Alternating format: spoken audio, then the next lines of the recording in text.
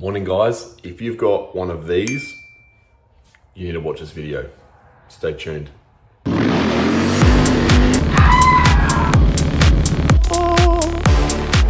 breakout Hills King.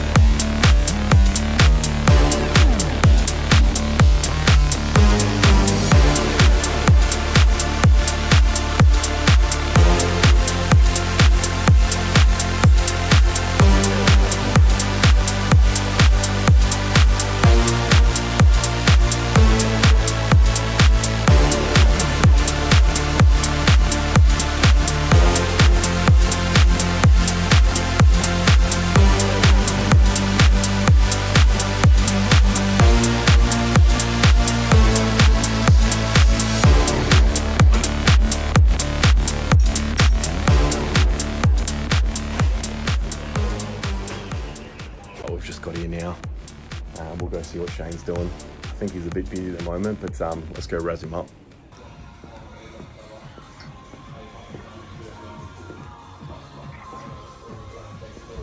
Oh, there he is. Here he is. All right, here it is. Oh, here she is. This is what we're going to throw on today. We'll let you know exactly what we think of this little product here. They are genuine touring engine mounts that you can slip on, which I do love that. They're easy to change over.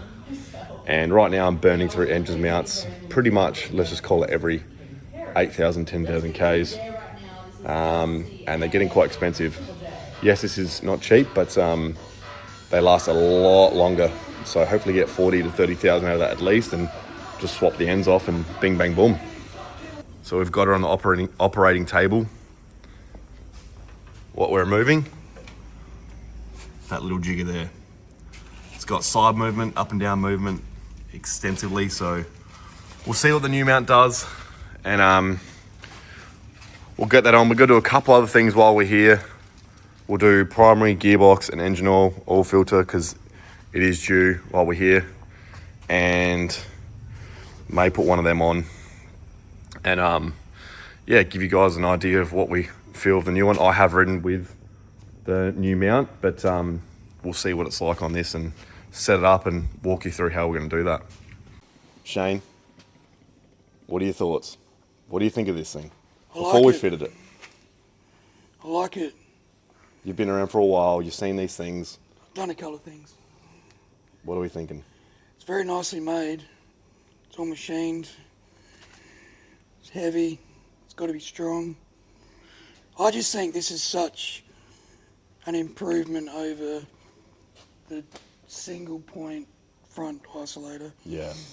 To triangulate the powertrain against the frame, I don't see anything negative about it.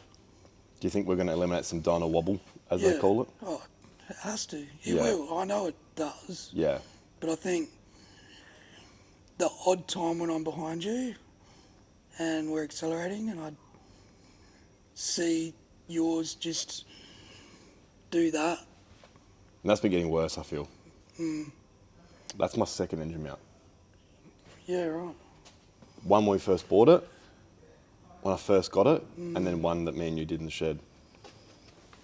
Yeah. It's already sagged, hasn't it? Yeah, it's not happy. Yeah. I think it's a good design.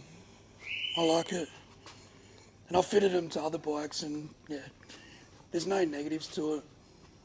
Some people think that it might give it more vibes. I think the gains outweigh the little. Yeah. Like, yeah, it's going to give it a little bit more vibes, but I don't think it detracts anything from the ride. There's more gain than Only loss. gains, yeah. Oh, let's we'll get into it and throw it on and see what we think. So we're just giving the motor a bit of support while we take this off. Just do it up a tiny bit. Yeah, just take the weight of it. As you see it, and then we'll get the bolts off and probably have to move a bit of that wiring around and make that nice and tidy, factory looking, and do factory things, Shane things. Industry standard. Modifying things, making them look factory, so people don't know how much money's been spent on it, like my wife, until she watches the video. So you will notice there actually are little spaces there. It's what Shane put in there with some different longer bolts. Now, Shane, why do we do this? The theory is to try to space the gap between the centre of the isolator to the frame so you're not stretching the mount to the frame. So we lined up the engine mount with the frame the best we could with the bolts are straight, and then we space out accordingly so there's no, what would you call it, unsprung, like sprung tension in there when they're done up. You're not stretching the mount from day one. They're actually little cam bolt spaces.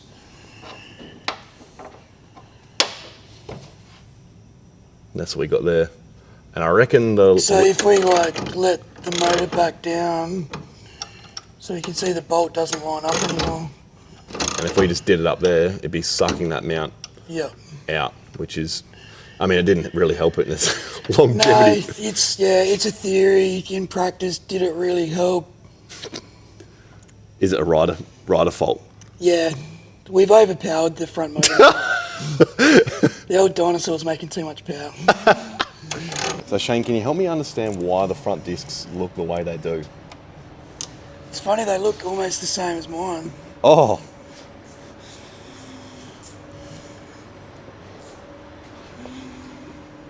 Yeah, you're... What happened there? Did you like have like a trailer on and you were braking down a hill or something? Yeah, the front brake was stuck on when I was in third gear and I was like that. Yeah, right. Yeah, I don't know. Yeah, we'll have to stay tuned for that. Shane has advised we're going to whip off the regulator. Is it necessary completely? No, but is it going to give us a bit of a easier angle to what we need to do? Yes, so sometimes, as Shane said, less is more.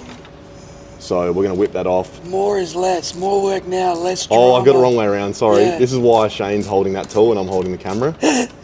So more work now, less dramas later when we've got something else unforeseen to deal with. And you'll notice that little wire there, that's on the other side of the motor, the oil pressure switch. I've broken that twice, so be very careful with that. So just be mindful, don't be too rough with it, don't pull on it, just be nice with it, because the way it is, it's like crimped inside that boot, and to repair it is a bit rough, but it can be done, but yeah, not ideal. The breakout Hills King. Sheesh, sheesh. He's on the sausage sizzle today, boys. They actually have a demo day which I didn't know about, so might sneak out on a couple bikes. What do you reckon? Get some tours. Go up Green Hill Road without Dakota, like a little brother that just, it's like an Achilles heel to the whole ride. It's a bit of an issue. Shane whipped out in about 0.5 a second, but what do we got, Shane? What are we looking at? It has been rubbing on the fixed mount that bolts to the cases. So it's unhappy. It's on its way to being unhappy. It looks rough. Where's it going? Shane? Oh, obviously it's no good. That's not going to be on Marketplace. You just got your bracket that retains the engine mount that we're taking off now. And that's where the new mount will bolt to, using those existing bolts, and the other engine mount has its own other hardware.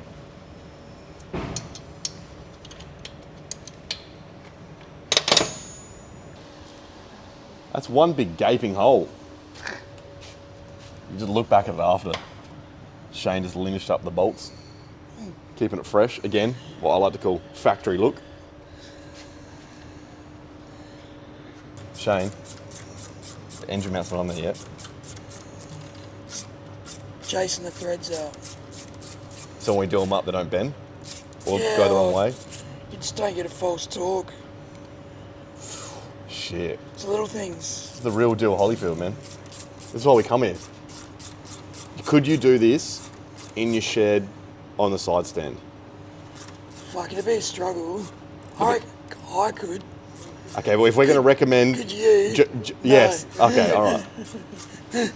Could Saber? No. He could probably lift it off the ground. And throw it on the slide when it doesn't work. Yeah, we'll tip it upside down like a beer man. But how would you curve this? Would you have to get one flat jack to hold it Yeah, flat and then another to support the Yeah. motor or something? flat jack probably under the frame, and then maybe a scissor jack, the block of wood holding the motor. Because not everyone's going to have a bench. Yeah, some people have got like the front wheel chock on the ground, Yep. so you can roll Oh, it into it. yeah. I think that's how Dempster is. I Yeah, reckon. Yeah. So yes, you can do it. You could do it at home, but it's easier in a shop environment. And that's why I'm here. Bit of blue LC on there a little bit. Just because it is a performance machine. Sponsored by Worth. Not really, we're not promoted by Worth in any performance shape or form. So I just eyeballed the locator for the new touring mount in the new frame mount. It's easy to do that off the bike. Because those rubbers are actually located there and the bracket's going to bolt to there. So he's roughly guided it up and put some little bit of zhuzh on it. So we're off to a pretty good start. And then we're not using the bolts to try and wind the mount onto the rubber isolator. And that's where we're at the moment. Boom. Guys, and let us know if you've fitted one of these things or another brand of engine mount. Let us know how you went, and let us know your stories if you did do it on the side stand. I'm sure Shane will want to hear it. We all love, we'll call it cowboy home job mods, but yeah, it's going to be a good thing. Keen to go ride with it on and see what it feels like. The man's biggest challenge, finding the hole. Did you find the hole, Shane? Just put a little bit of hair around it. Now, what were we saying before? We're just lightly doing them up. Yeah, so we just want to get the bolts seated, and then let's back it out a little bit so there is still some room to move. I've got these threaded but not tight. Move on to the other side.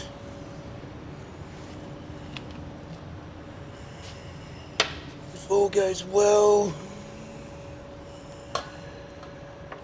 sneak that in. We've got the little notch lining up on the new crossbar. Boom.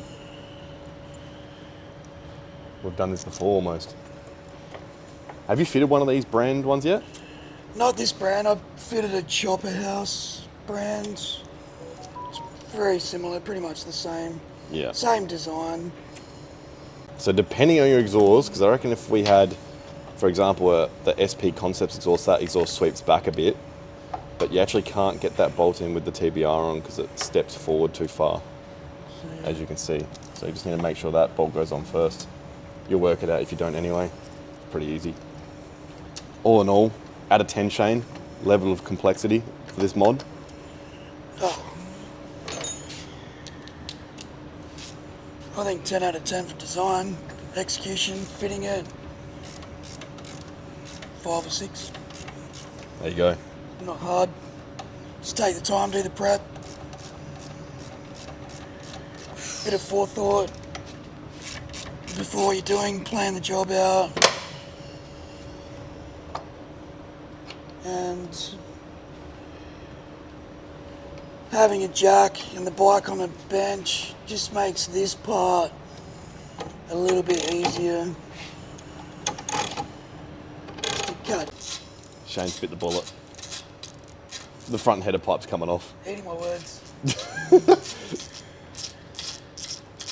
Just because we cannot get to that bolt nicely. It's a bit rough, so we're just going to whip that off, release it out of the way and nip it up as we need.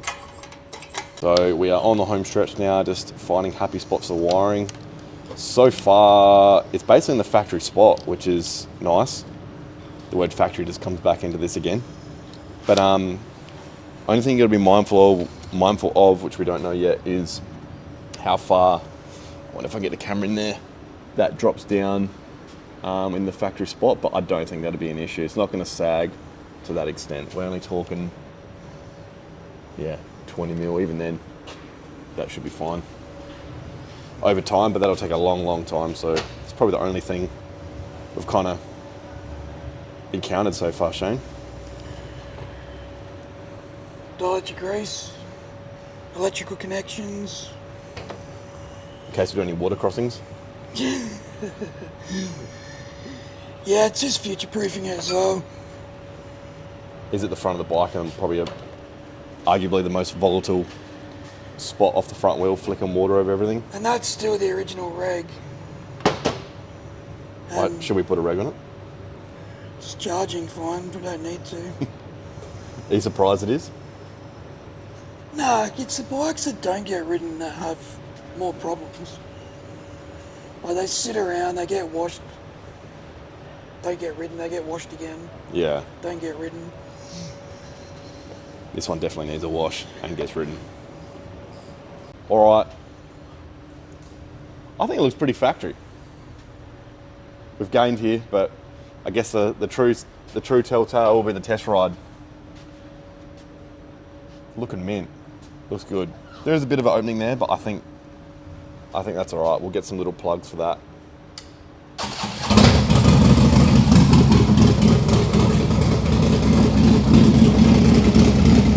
Woo!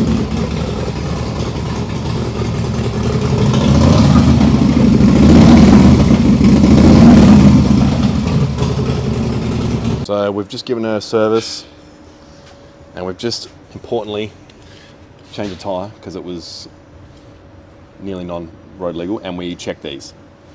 Now, Always. this is a modded wheel, so it does curve some of the issues these have, but as a non-modded wheel, or any modded wheel, you should be checking these every time that wheel comes out, to be honest. To be smart, I'd be doing that every 5,000. Just run that over, it doesn't take long. In the bike, on the ground, just check it. And Don't make them tighter every time you check it. You just want to make sure they're not it loose. feels firm, it's not loose. And if they're loose, There's a problem. take it out, order a set of bolts for it. Yeah, if one's come loose, it's probably stretched. Yep. So if it's loose, because they are a one-time use bolt, so doing them back up and putting your thumb in the air is not going to solve it. So I know it's annoying, but If you're in a pinch and you have to keep the bike going, Yeah. back it out, have a look at the bolt, chase the thread, blow the Loctite out, otherwise, give it a clean up. what will happen is, well, this will happen. It's all rusted now, but the bolt spins around and takes a big chunk out of your swing arm. And we don't want that, do we, Shane? Shane says no. So we've just given it a service, oil filter, quick little check over, and we're going to dial in the top mount and get the 2 discs square as we can, and Drivetrain alignment. drive train alignment, says Shane. So we'll have a look at that and go from there. All right, what are we doing, Shane? What are we doing? Drivetrain alignment. So we've changed, obviously, the new front motor mount. Something worth checking just to know. I've got a simple little phone app. So disc to disc, just over half degree. Got a center jack. The wheel's clamped in the vise. Check the rear. Get a reference. We're pretty close.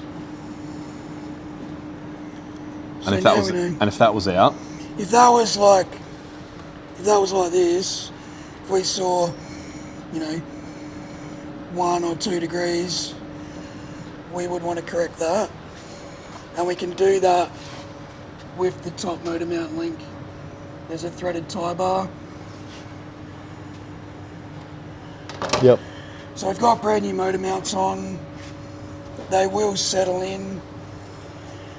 Next time it's on the bench, next time it needs a tyre. Next 200 Ks. Yeah, a couple of tanks of fuel. We'll check it again, because then we'll see the motor mounts have settled in. We'll get a reference on it again. Set and forget. Yeah, killer. Well, let's roll off the bench and see what she's doing.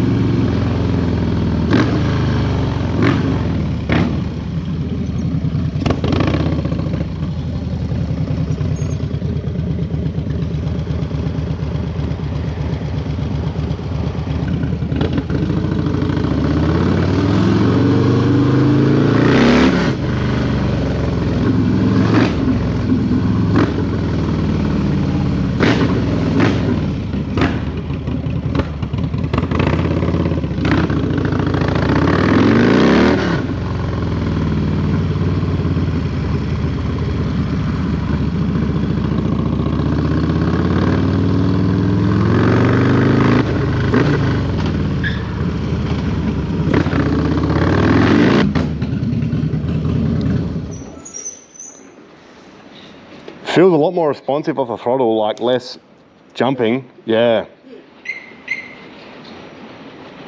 Feels a lot different. Doesn't really feel, it just feels a lot more firmer. Like from that little tiny lap, it just feels a lot more firmer. All right, so conclusion is, feels smoother, feels tighter. I think it's pretty much exactly how I thought. I mean, I have ridden a bike very shortly with it and I only did ride it briefly, but it feels exactly the same. If I will ride it home, and if there's anything that changes, I'll do something in the end. But all in all, I definitely think it's a good thing. I don't think there's anything to be lost. It definitely, maybe on long rides, there might be some extra vibrations. Like if you're doing 4 or 5 hours on the bike a day, maybe. I don't even know. You won't know till you do it. Yeah, time will tell. It's an excuse to do another long ride. Yeah, and which we will be doing. But I think it's a good thing. I just love the way it's mounted and how it sits compared to the old engine mount. It's not a very great design, and you're churning through them. Yes, this one is double the money, but you'll get way more than double the kilometers on that, and a better ride. And when you drop the oil filter, like we just were looking at, the oil doesn't drop all over the rubber. Yeah, so it's positive. And then you're not spraying brake cleaner all over the rubber to get the oil off. So you're just spraying it over that metal bar, which is fine. So big win today. So really, we've done the engine mount, oil change, oil filter, Couple of spark plugs. Spark plug, sneaky little rear tyre.